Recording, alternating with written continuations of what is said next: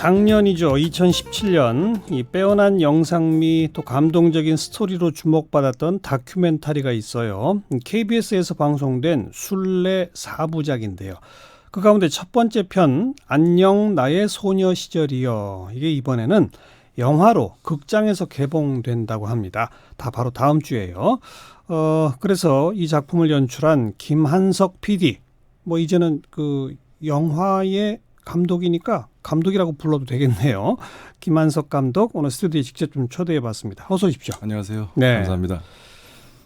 이게 순례 4부작, 보통 다큐멘터리 4부작 그러면은 전부 연결되잖아요. 1, 2, 3, 4가. 맞습니다. 예. 근데 순례 4부작은 다 따로따로였죠? 예, 독립적입니다. 어떻게 이걸 기획하게 됐어요?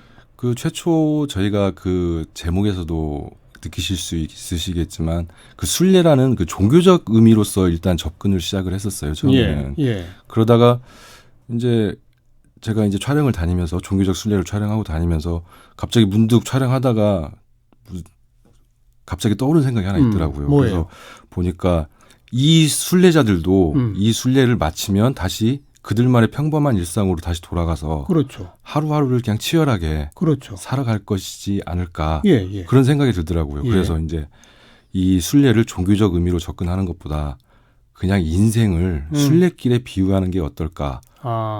그렇게 해서 각각의 독립된 특별한 어딘가를 향해 가는데 특별한 사연을 갖고 있는 사람들의 이야기를 4부작으로 만들게 됐습니다. 그 가운데 첫 번째가 이제 인도의 히말라야 산기슭에 사는 어떤 소녀가 그죠? 출가해서 승려가 돼가지고 승려의 순례길을 걷는. 맞습니다. 그게 이제 첫 번째 편이고. 예. 두 번째 편은 뭐였죠? 두 번째 편은 이제 잉카의 후예들, 그러니까 페루에서 그들만의 이제 그 서양의 문물을 들어오고 침략받으면서 그들만의 이제 신앙, 믿음을 가지고 있으면서 그들이 이제 신성시 여기는 산을 향해서 가는 사람들의 이야기고요. 페루. 예, 페루. 세 번째는 그 세네갈 그 장미 호수라는 데가 있습니다. 그 에트바 호수라는데 그 붉은 호수에서 소금을 채취하고 살고 있는 그 노동자의 이야기인데 그 노동자가 이제 다시 아버지의 땅 고향으로 기니에서 온 이주 노동자예요. 그래서 다시 돌아가고 싶은 그런 희망을 가지고 살아가는 이야기였고, 그러니까 아버지의 이야기를 했습니다. 그리고 4편에서는 이제 그 PCT라고 퍼시픽 크레스트 트레일이라고 그 미국 서부를 종단하는 그 트레킹을 하는 사람들의 이야기. 그래서 4,300km를 6개월 동안 걷는 사람들의 이야기를 만들었었죠. 이게 그러니까 뭐 하나는 인도, 하나는 페루, 하나는 아프리카 세네갈, 하나는 미국. 뭐 종잡을 수가 없네요. 그런데 결론은 이제 한 가지로 규결되는 건 그들이 어딘가를 향해 걸어가고 있는 그 행위들이 나의 삶에서 무언가를 찾기 위한 그런 의미를 가지고 있기 때문에 그 네 가지가 비록 장소가 다르고 사람들이 다르지만 가지고 있는 의미는 다 같지 않나. 삶의 의미를 찾기 위한 과정이다. 그렇죠. 예. 그 가운데 이제 첫 번째 편을 이번에 영화로만 개봉을 하시겠다. 그 다큐멘터리 TV로 방송될 때는 그게 한 50분밖에 안 되잖아요. 예, 맞습니다. 이번에 영화로는 뭐 물론 저는 미리 좀 봤습니다. 그 자료를 받아가지고 1시간 20분 가량 되던데. 80분 정도로 만들었습니다. 그래서 방송에서는 저희가 항상 그 편성 시간이라는 게 있기 때문에 주어진 시간에 맞춰야 되다 보니까 이제 제가 충분히 하고 싶은 얘기를 충분히 다 못했어요. 그러니까요. 그리고 이제 그 소녀의 감정도 충분히 살리지 못하고 그러다 보니까 좀 아쉬운 부분도 많았는데 어떻게 이렇게 기회가 돼서 다시 영화로 제작하게 되면서 그런 부분들 부족했던 부분들을 다시 채우고 그리고 이제 그 소녀의 그 삶의 이야기를 더 많이 담아냈어요. 제가 이걸 보면서 두 가지 큰 궁금증이 우선 생겼습니다. 첫 번째는 한편의 무슨 영상 시를 읽는 것처럼 보통의 다큐멘터리랑 다르게 영상미가 정말 대단하더라고요. 특히 뭐 하늘에 구름 이렇게 퍼져가는 그런 장면들 같은 건 어디서도 못 본 것 같은데 그런 거 어떻게 찍었어요? 아니, 많이 보셨을 텐데. 아니요. 아니, 그리고 이번에 제가 좀 말씀하셨듯이 기존에 그 쉽게 다큐멘터리라고 생각하시는 부분들하고 좀 차이가 많았어요. 예, 예. 의도적으로 좀 그렇게 했습니다. 예. 의도적으로 그렇게 했고 제가 이 프로그램을 이 영화를 통해서 다큐멘터리를 통해서 그 대중들에게 전달하고 싶은 메시지가 있는데 어떻게 하면 대중들에게 이 메시지를 효과적으로 전달할 수 있을까라는 네. 방법을 찾다가 보니까 예. 이제 그 정형적인 다큐멘터리 형식이 아닌 약간 영화적이고 드라마적인 예, 형식으로 예, 만들게 예. 됐죠. 예. 그리고 중간중간에 이제 많이 생각할 수 있는 공간을 많이 만들어 놨어요. 그래서 그 예. 자연 풍경 예, 맞습니다. 이걸 그렇게 오래 보여주고 막 그러더라고요. 예, 그래서 이제 앞에서 상황이 있고 뭐 감정이 이제 연결이 될 때 이제 거기에서 이제 보시는 분들이 나름 생각을 하실 수 있게 네. 좀 그런 공간들을 좀 많이 배치를 했죠. 그 촬영하느라고 굉장히 힘드셨을 것 같아요. 그 페디아트라라는 순례를 촬영할 때 힘들었고 그리고 기본적으로 그 주인공 왕모의 집이 해발 4,300m예요. 아이고, 예. 그래서 고산 증세 계속 초반에는 굉장히 힘들었죠. 그런데 이제 계속 촬영을 하고 한 6개월 동안 왔다 갔다 하면서 촬영을 했거든요. 네. 그러다 보니까 익숙해져가지고 뭐 이제 그때는 괜찮았는데 카메라도 좀 특별히 좋은 카메라 아닙니다. 아니에요? 예. 근데 그렇게 영상미가 빼어나요? 거기는 혹시 가보셨는지 모르겠는데요. 그 지역을 가보셨습니까? 아니요. 그 인도의 라다크. 거기까지는 못 가봤어요. 예. 제가 히말라야 조금 가보긴 했는데 인도 라다크 지역은 못 가봤어요. 그래서 쉽게 저희가 흔히 생각할 때 히말라야 하면 네팔을 먼저 떠오르잖아요. 네. 그런데 사실은 히말라야 산맥의 50% 이상이 그 인도 북부에 속해 있거든요. 예. 그런 지역이라 굉장히 산악 지역이고 척박한데 그런데 거기에서 가면은 그 자연의 경이로움, 대자연의 그 위용은 카메라로 다 담아낼 수가 없죠. 그렇죠. 그러니까 특별히 좋은 카메라를 쓰지 않았다고 하셨는데 맞습니다. 그냥 갖다 대면 그렇죠. 그림이 나오는 그런 장소들. 네. 그 산악지대에 또 파란 물에 호수도 있고. 맞습니다. 그죠? 예. 네. 그게 거기가 해발 4,500m인데요. 거기는 초모리리 호수라는 데예요. 그러니까 바다가 융기돼 가지고 산에 이렇게 호수가 형성이 된 건데 그래서 굉장히 염도가 높은 염호예요. 4,500m에 염호인데 소금 호수입니다. 그래서 소금 호수기 때문에 그렇게 하늘보다 더 새파랗게 그렇게 보여지게 되고 그렇더라고요. 네. 제목 안녕 나의 소녀 시절이여. 왜 이런 제목을 붙이셨어요? 그 여기에서 그 나는 쉽게 이렇게 보시기에는 영화적으로 보시면은 그 주인공 그 왕모를 생각하시기 쉬우신데 저는 그 관객분들 모두 하나하나가 그 나이지 않나 그런 생각을 했어요. 그래서 일테면은 그 누구나 겪었을 소녀 시절을 그 뒤로 하는 그 이별하는 그 나가 아니고 그러니까 과거의 나, 행복했던 나, 어제의 나일 수도 있고 어제 내가 뭐 술을 먹고 숙취에 힘들어했을 때 나일 수도 있고 그런 나를 표현하고 싶었거든요. 그래서 뭐 간단히만 우리 청취자분들을 위해서 제가 좀 말씀을 드리면 그 라다크 산악 지역에서 부모님과 6남매죠? 맞습니다. 6남매. 그 중에 맏딸이죠? 왕모가? 근데 이제 동생들은 좀 멀리 떠나서 공부하는 동생도 있고 어린 동생들을 돌보며 그 산악 지역에서 살아가고 있는 모습. 그것을 계속 그리면서 중간중간 이 승려들의 순례길을 계속 교차시켜서 암시된 바처럼 결국은 거기서 자라난 그 주인공 왕모도 나도 출가하겠어요 해서 승려가 되는 그거지 않습니까? 맞습니다. 그죠? 그런데 제가 표현하고 싶었던 것은 그 사실 그 과거 출가 전에 소녀로서 살아가던 왕모와 이제 출가한 후 승려로서의 왕모 모습을 이렇게 두 가지를 이렇게 교차해주면서 계속 제가 보여드리는데 사실 저는 이제 그 순례의 모습은 지금 우리가 치열하게 살고 있는 현실을 표현하고 싶었어요. 그래서 누구도 피할 수 없는 숙명 같은. 그래서 그 왕모가 비록 스스로 선택을 했지만 그 선택한 그 길에서 치열하고 그 힘든 길에서도 자기가 선택한 길이기 때문에 무언가를 행복을 거기서 차지하지 않나. 저는 그런 메시지를 좀 담고 싶어가지고 네. 그렇게 해서 교차로 보여주고 있었거든요. 그리고 분량상으로는 압도적으로 그 승려가 되기 전의 모습이 또 네, 맞습니다. 많더라고요. 예. 제가 원래 보여드리고 싶었던 하고 싶었던 얘기는 그 부분이에요. 일상. 예, 일상.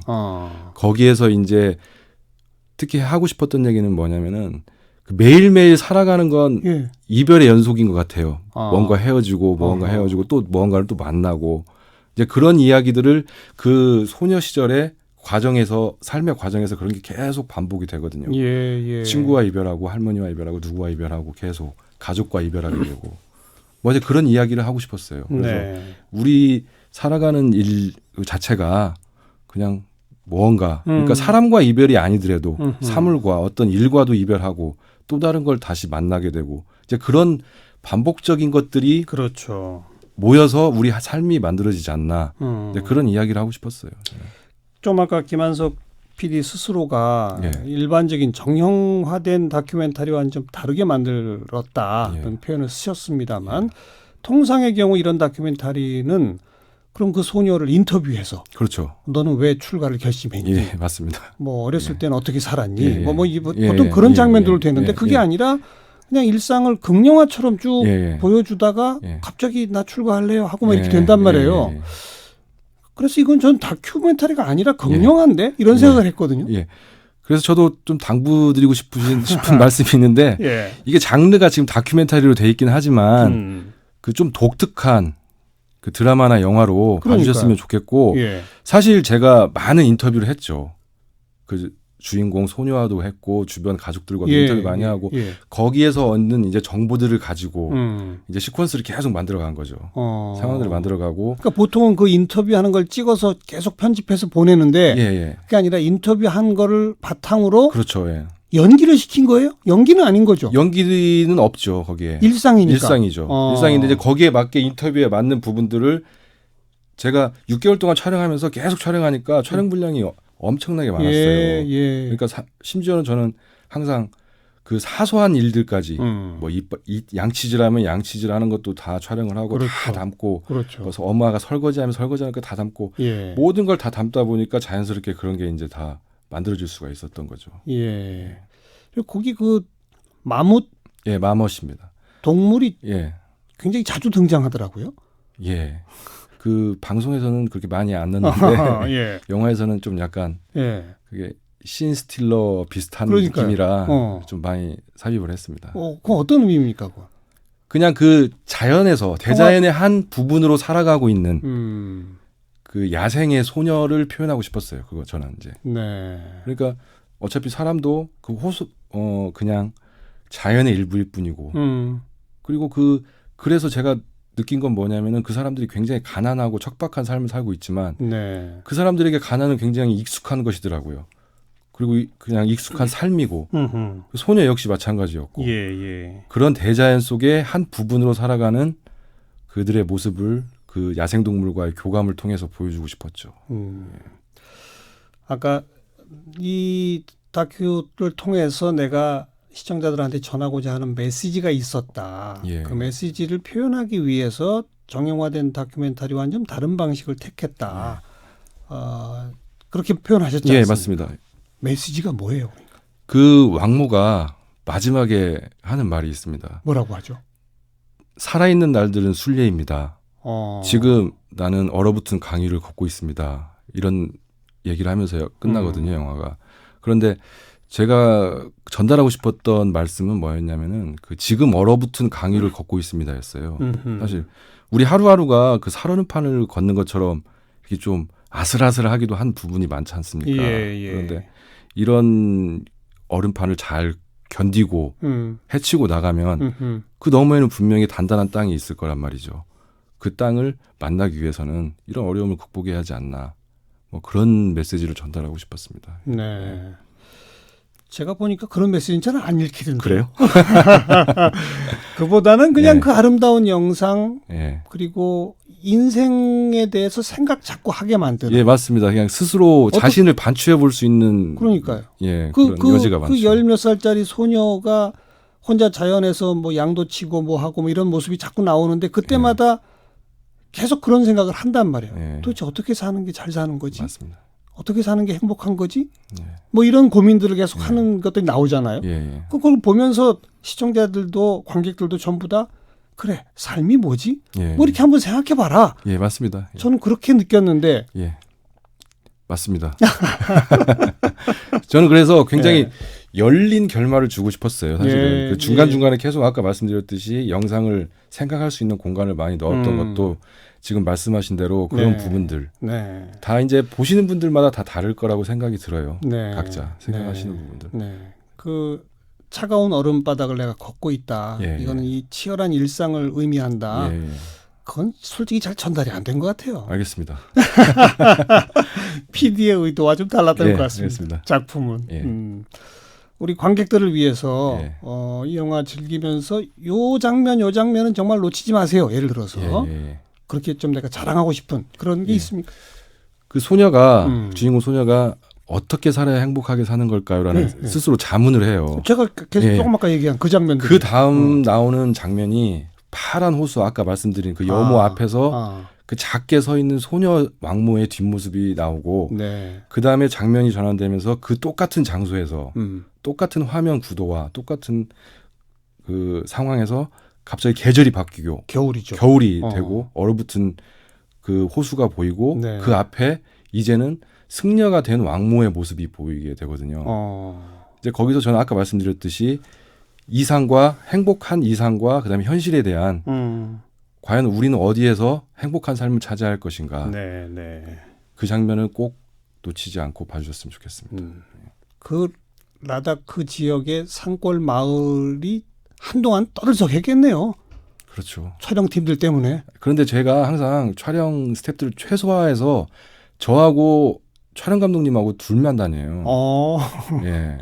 그리고 저희 이제 통역해 주시는 분 그렇게 다니니까 그냥 거부감이 거의 없죠. 없고 이제 가족처럼 이렇게 같이 오랜 시간 지내다 보니까 또 굉장히 처음에는 신기했어요, 사람들이. 그렇겠죠. 외국에서 사람들이 와가지고 더군다나 한국 사람, 동양 사람은 거의 보기 힘든데 한국 사람이 그 산골까지 와가지고 뭐 카메라로 촬영을 한다고 하고 있고 그러다 보니까 굉장히 처음에는 신기하고 놀라워했었는데 오랜 기간 같이 하다 보니까 굉장히 정이 많이 들어가지고 굉장히 순수한 사람들이더라고요. 그렇죠. 그래가지고 나중에 촬영 끝나고 마지막 이제 작별 인사를 하는데 이제 그때는 이제 그 왕모는 출가하고 승려가 돼서 사찰에 가 있고 엄마 아빠와 이제 동생들만 있었는데 그 부모님들이 저희를 이제 부둥켜 안으시면서 그 눈물을 많이 흘리시더라고요. 그래서 저도 참 마음이 좀 안타까웠죠. 저는 그 뭐 촬영한답시고 그 평온한 일상을 가서 막 회방 놓은 거 아니에요? 이렇게 하려고 그랬더니 그건 아니었군요. 계속 그냥 주변에서 아까 말씀드렸듯이 계속 촬영을 하니까 그분들도 이제 카메라나 저희한테 익숙해져서 같이 뭐 밥도 같이 먹고 그 집에서 뭐. 알겠습니다. 김호환님께서 TV 방영됐을 때 봤습니다. 정말 생각할 거리를 많이 준 작품이었어요. 김종명님께서는 우리 일상이 다 드라마죠. 소소한 일상이라도 확대해보면 장편 드라마입니다. 뭐 이런 분들은 이미 다 감독님보다 되게 그러네요. 훌륭하신 분들. 개봉이 다음 주? 다음 주 수요일 12일입니다. 개봉관이 좀 많이 잡혔나요? 이게 상업영화가 아니다 보니까 많이 잡히기는 어려울 것 같고요. 그래도 전국적으로 개봉을 해서 각 지역마다 1관씩 정도는 개봉을 할 예정입니다. 안녕 나의 소녀 시절이여 기대하면서 좀 보겠습니다. 감사합니다. 고맙습니다. 감사합니다.